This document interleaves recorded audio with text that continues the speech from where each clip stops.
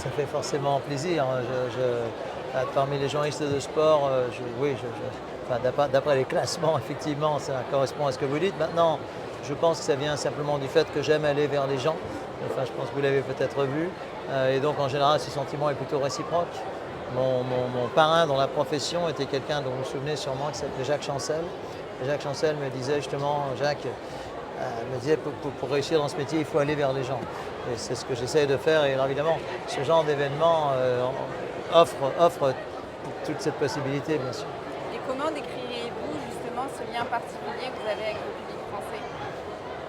Ça, c'est difficile à décrire parce que, disons que, bon, le fait que j'ai côtoyé, que je continue à côtoyer les plus grands sportifs du monde, que j'établis, je pense, avec eux une certaine complicité, voire même une amitié. Je pense peut-être à, enfin, quelqu'un que vous connaissez tous, le tennisman Rafael Nadal. Évidemment, ça, avec le patineur, Philippe Candeloro, etc., ça crée un lien qui va un peu dans les foyers des téléspectateurs. Donc je pense que ça vient de ça. Et puis, je dirais que je pense que les gens, je pense que vous serez d'accord, je pense que les gens sentent quand on les aime, quand on les respecte.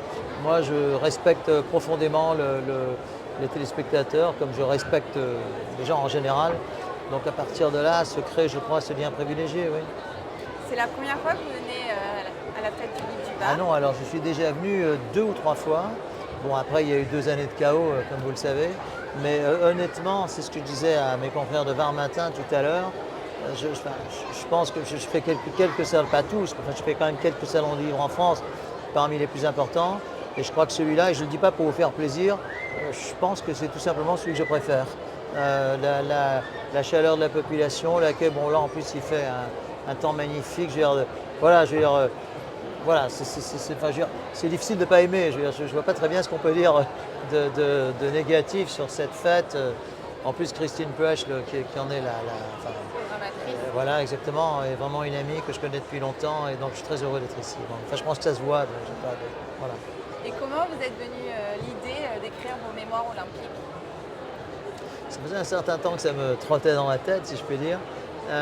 Voilà, et puis surtout, il y avait un chiffre rond qui était Barcelone 92, 2022, donc aujourd'hui, donc 30 ans. 30 ans que je suis dans ce métier, voilà, c'est une sorte de forme de jubilé quand même.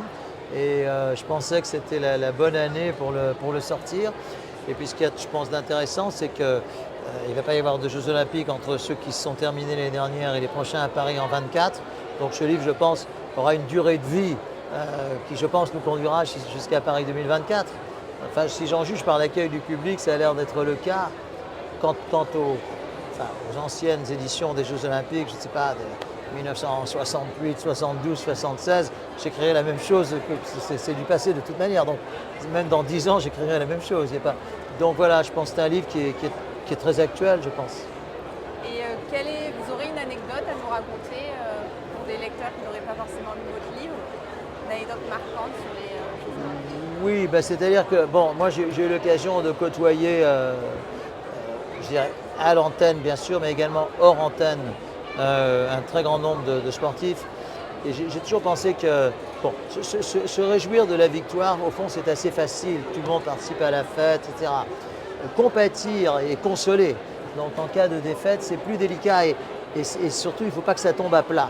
Bon, ben moi, si vous voulez, il m'est arrivé de consoler à l'antenne, mais également hors antenne. Autant, j'ai jamais trop aimé faire, je vais vous faire une petite confidence là. Autant, j'ai jamais trop aimé faire ce qu'on appelle la troisième mi-temps, vous savez, la fête, parce que c'est leur moment et je les laisse. Et je ne me sentirai pas à ma place. Autant, en revanche, plus d'une fois, j'ai tenu compagnie à des sportifs qui, du coup, des soirs de défaite ou de déception, étaient seuls. Et là, je leur ai tenu compagnie. Voilà, je ne vais pas trop entrer dans les détails parce que voilà, il y a une forme de pudeur. Mais là, je me dis que ce métier vaut la peine d'être vécu. Oui.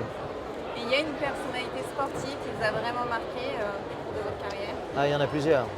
Il y en a plusieurs forcément, parce que comme j'ai la chance d'être à la fois sur les sports donc d'été, athlétisme, natation, enfin olympique, tennis, etc. Et sur les sports d'hiver comme le patinage, notamment avec Philippe. Voilà, là je viens déjà de vous citer Philippe Candeloro qui m'a marqué comme patineur et qui aujourd'hui me marque comme commentateur et je dirais comme petit frère quelque part, vraiment. Et je sais que pour lui l'inverse c'est vrai. Et puis je dirais que d'avoir suivi par exemple toute la carrière d'un Rafael Nadal avec 14 victoires à Roland-Garros, je veux dire, c'est pas. On me dit que les records sont faits pour être battus, mais celui-là, je vois pas très bien comment il va être battu et que le plus grand joueur parce que je pense que là la cause est entendue, le plus grand joueur de l'histoire du tennis est en même temps cette simplicité, cette profonde gentillesse, ces qualités humaines extraordinaires font que j'étais content de l'avoir accompagné pendant toute sa carrière et je dirais pratiquement sur la moitié de sa vie jusqu'ici. Oui, aussi. Et si vous deviez retenir une interview au cours de votre carrière, ou un moment qui vous a Oui, profondément marqué? c'est forcément un peu plus difficile parce que je dirais que, je dirais qu'Usain Bolt aussi dans un autre style, parce qu'il n'a pas du tout le même style que Nadal. Mais Usain Bolt qui me dit How's my good friend from France? Comment il va mon ami? Bon, ça inclut forcément une certaine complicité et voilà, ça ce sont des moments que je chérirai longtemps au fond de mon cœur. Oui. Vous avez un coup de cœur culturel à nous faire partager, soit un spectacle? Écoutez, je viens d'assister et donc d'acheter le livre de Franz-Olivier Gisbert, vous m'avez peut-être vu là, sur la. C'est tellement frais que j'en ai oublié le titre, c'est sur la Ve République, c'est sur les présidents Giscard, Chirac, c'est plein de. C'est plein de tout ce que j'aime. En plus, c'est un garçon que j'aime beaucoup, son humour, sa causticité, sa profonde honnêteté. Donc mon coup de cœur, ça serait sans doute celui-là. Mais je viens d'acheter il y a exactement 5 minutes. Donc le titre m'échappe, mais voilà, il y a 5 minutes. Ouais. Je l'ai laissé sur mon bureau, j'espère qu'il y sera encore quand je retournerai. Mais oui, voilà. Mais voilà, moi mais j'ai plein de coups de cœur littéraires. J'ai plein de coups de cœur littéraires. Là, je suis en train de lire un livre. Alors celui-là, par contre, je peux vous citer le titre, sur le retour des cendres de Napoléon, écrit par Patrick Tudoret. J'apprends plein de choses, plein de choses. En 1840, 19 ans après la mort de Napoléon, le transfert des cendres de Sainte-Hélène à Paris, au Dôme des Invalides, c'est plein de références historiques, etc. J'adore tout ce qui touche à l'histoire, même si c'est un peu romancé, j'adore tout ça. Et que pensez-vous du Var, du département du Var? Est-ce que c'est une région, un département? Je crois qu'à travers tout ce que je viens de vous dire, je crois que voilà, vous savez ce que j'en pense. J'ai assisté plus d'une fois à des matchs du RCT. Oui. Et pas n'importe quel match.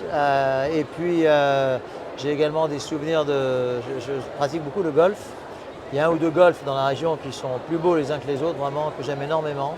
Et puis Toulon, là tout à l'heure j'ai fait une promenade dans la vieille ville, j'ai pris le programme de l'opéra, parce que je connais l'opéra, enfin le théâtre municipal, mais qui est l'opéra. La vieille ville de Toulon, les quartiers piétonniers, les halles, le marché du samedi matin, tout ça me plaît énormément.